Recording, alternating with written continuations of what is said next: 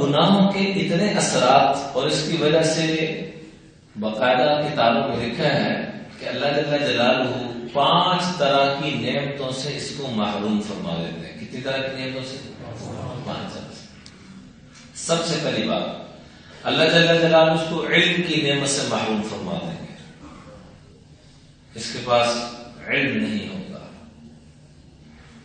نہ دین کا نہ دنیا کا، کسی علوم میں بھی اس کو پراپر گریز نہیں ہوگی۔ اس لیے آپ دیکھیں کہ آج کل دینی رہبروں کو دیکھ لیں جو میری طرح کے، ان کے علوم کی کیا کہاں، جو اللہ والے ہیں الگ بات ہے، اور جو دنیاوی اعتبار سے ان کی بھی صورتحال دیکھ لیں کہ کیا ان کا معاملہ ہے، لیکن خاص طور پہ قرآن و حدیث کا علم اگر حاصل کرنا چاہتے ہیں، آج ہماری قرآن و حدیث کے علم سے کوئی وابستگی نہیں ہے، کوئی مناسبت نہیں ہے۔ وجہ کیا ہے کہ گناہوں کی نحوست نے ہمیں علم سے محروم کر دیا۔ اس کی میں تفصیل عرض کرتا ہوں۔ 5 چیزیں گناہ کی وجہ سے انسان محروم کر بیٹھتا ہے۔ علم سے محرومی، رزق سے محرومی۔ آج ہر بندہ رزق کے لیے پریشان ہے، لیکن وجہ کیا ہے؟ جو اصل بنیاد ہے، وجہ ہے جیسے انسان 1 لاکھ روپے مہینے کا کمائے اور 2 لاکھ روپے کی کمیٹی ڈال لے، یا 2 لاکھ روپے کا علاج کی ترتیب بنا لے کسی کی اپنی، تو اس کو کچھ بچے گا؟ کچھ بھی نہیں بچے گا۔ تو رزق کی برکت ختم ہو جائے گی، محروم ہو جائے گا۔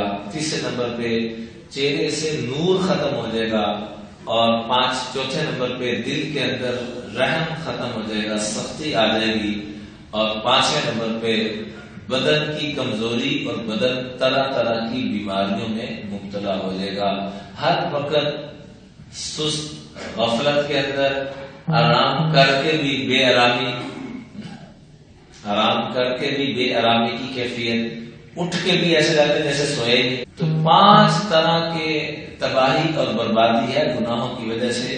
آپ علیہ الصلوۃ والسلام نے حدیث میں فرمایا، یہ اس کے علاوہ ہے کہ ان العبد لا يحرم الرزق بذنب، کہ انسان گناہوں کی نحوست کی وجہ سے رزق سے محروم ہو جاتا ہے، اور ان لسیئۃ، گناہوں کی وجہ سے سواد فی الوجہ، اس کے چہرے کا نور ختم ہو جائے گا، وظلمۃ فی القلب، دل اندھا ہو جائے گا، ووہنا فی البدن، اور بدن کے اندر ضعف اور سستی اور کمزوری اور کاہلی آ جائے گی، کوئی کام کرنے کو دل نہیں کرے گا، اور جنہوں کہنا پنجابی میں اباسی نہ رہے گا، جمائی نہ رہے گا، سو کے بھی چست و چلاک نہیں ہوگا۔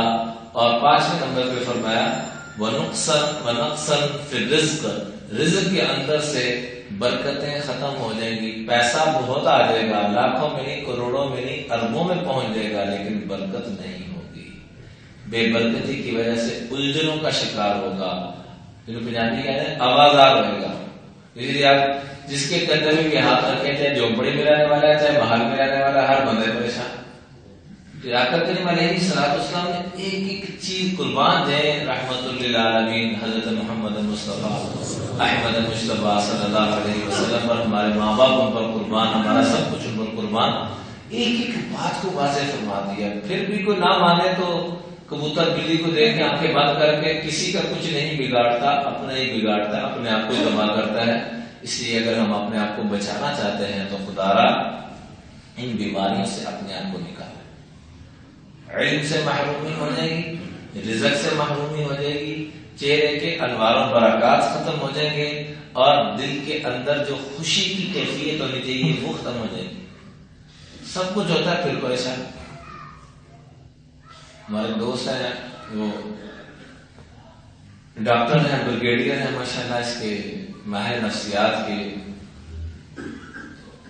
تھوڑی دیر پہلے ملاقات ہوئی، کہنے لگے اتنی ریشو بڑھتی جا رہی ہے، اتنی ریشو کہ آپ کی سوچ، ایک دن میں سینکڑوں لوگ آ رہے ہیں، ہر بندہ ہی پریشان، ہر بندہ ہی پریشان، اور ان کے اپنے کیا جذبات ہیں کہ میں جب مسجد میں جاتا ہوں، اللہ کی قسم مجھے تب ہی سکون ملتا ہے، کسی اللہ والے کو ملتا ہوں تو سکون ملتا ہے، ورنہ میں خود بھی پریشان ہی رہتا ہوں۔